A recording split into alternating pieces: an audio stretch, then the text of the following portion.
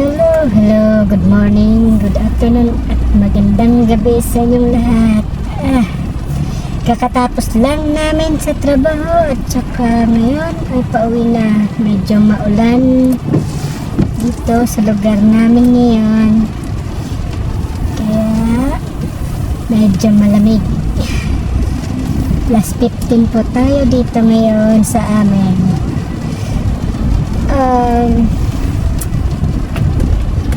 Kumusta pala kayo lahat dyan? So, ito sa may na alala lang ako, tsaka na pag-usapan din namin ito before na mga kakilala ko. So, tanong ko lang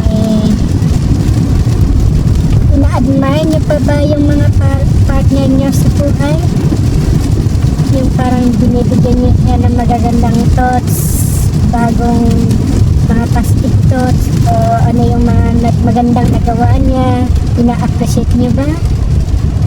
So, yun nga, isa pala sa pinakamahalagang ingredients pala yan sa buhay may asawa o buhay na may partner, na dapat i-appreciate nyo yung isa't isa. Hindi lang yung purong kung ano, puro away lang or ano, yung parang normal lang. Dapat pala i-appreciate nyo yung bawat isa, i-appreciate nyo yung mga nagawa, o parang random lang, yung parang maganda ka ngayon or masarap yung luto mo, yung simpleng ganun lang, pang pa-inspire, tsaka hindi naman parang pandagdag kilig, pero hindi naman yung parang pandagdag kilig, yung pangpagana sa buong araw niya. Kasi halos lahat naman tayo mostly ngayon bawat partner busy sa mga work, so hindi mo alam yung partner mo may nagka-problema pala sa trabaho, or ano ba yung naging maliit na problema niya doon, or hindi maganda yung araw niya doon sa trabaho niya. At least may mabigyan mo na siya ng magandang thoughts, pampagana naman sa kanya, at syempre naman automatic yan, pampagana sa pagmamahal niyo. Kasi pag naisip ko rin yun, pag puro lang trabaho tayo, pag high heel, parang uuwi sa bahay walang high heel lang, parang kulang. Hindi naman obligasyon na araw-araw talaga, pero maganda pag at least random lang. Maganda yung maganda ka ngayon, gwapo ka ngayon, maayos yung pagkakaluto mo, ano yung nagawa niya, parang ganun. Tapos pampadagdag ng kulay sa pagmamahalan ng mga magkapares. Tsaka masaya yun pag ganun yung ginawa niyo sa partner niyo. So yun nga, dapat try nating magsimula sa mga hindi sanay na ina-admire yung mga partner niya, hindi sanay na ina-admire ng partner.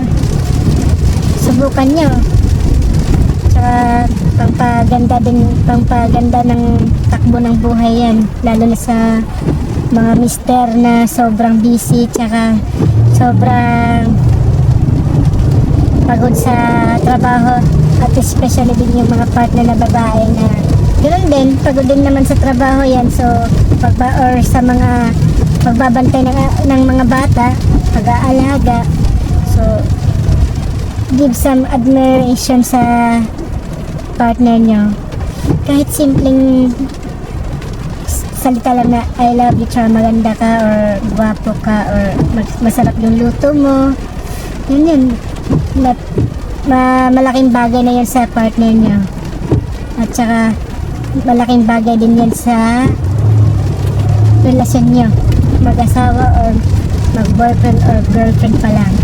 At least good thoughts has a positive impact sa bawat isa.